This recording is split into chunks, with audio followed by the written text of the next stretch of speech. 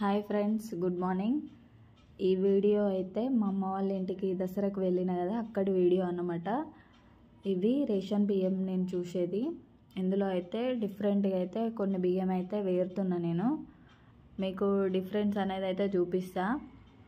అన్నీ మనకు ఏంటిదంటే కొంతమంది డైరెక్ట్ కూడా పెట్టేసుకొని తినేస్తారు, కానీ ఇలా చేయొద్దు. ఇవన్నీ అయితే తీసైతే మనం రైస్ అనేది అయితే వండుకొని అయితే తినాలి.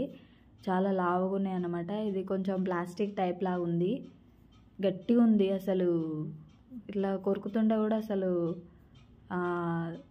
కట్ కావట్లేదు అనమాట. ఇదైతే ఈ వీడియో అయితే మా చిన్ను తీస్తుండు ఫ్రెండ్స్. ఇలా అయితే అన్నీ అయితే తీస్తున్నా. రాళ్ళు కూడా ఉన్నాయి, చిన్న చిన్నగా ఉన్నాయి, పెద్దగా ఉన్నాయి అన్నమాట రాళ్ళు కూడా. ఇవన్నీ అయితే నిదానంగా అయితే తీస్తున్నా, కానీ చాలా టైం అయితే పడుతుంది ఇవి వేరడానికి మాత్రం. కానీ ఇవైతే తీసుకున్నాకనే మనం రైస్ అయితే వండుకొని అయితే తినాలి ఫ్రెండ్స్. ఇది చూడండి ఎంత డిఫరెన్స్ ఉందో.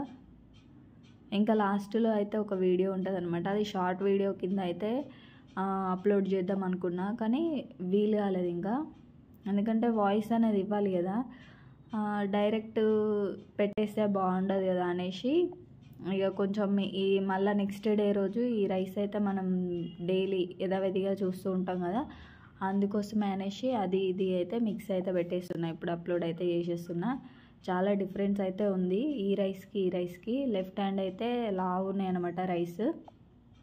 అవి మొత్తం ప్లాస్టిక్ టైపే ఉన్నాయి, ఇవేమో ఇలా ఉన్నాయి అనమాట. సన్న బియ్యం అని మనకైతే ఇస్తున్నారు, కానీ ఏవి తినాలో ఏవి తినొద్దో కూడా అర్థం కావట్లేదు అనమాట. మంచిగా తీసుకున్నా అన్ని హెల్త్ ప్రాబ్లమ్స్ వస్తున్నాయి, ఎలా తీసుకున్నా హెల్త్ ప్రాబ్లమ్స్ వస్తున్నాయి. ఇలా వేసి అయితే పంపిస్తున్నారు అనమాట. ఓకేనా ఫ్రెండ్స్, ఈ వీడియో మీకు నచ్చినట్టయితే please do like, share and subscribe friends. ఇక్కడైతే షార్ట్ వీడియో అని చెప్పిన కదా, ఇదే అనమాట. చాలా డిఫరెన్స్ ఉన్నాయి రైస్కి, చూసుకోండి. మీ ఇంట్లో కూడా ఇలానే ఉంటే మాత్రం కేర్ఫుల్గా అయితే వండుకోండి ఫ్రెండ్స్. ఓకేనా, bye bye, thanks for watching.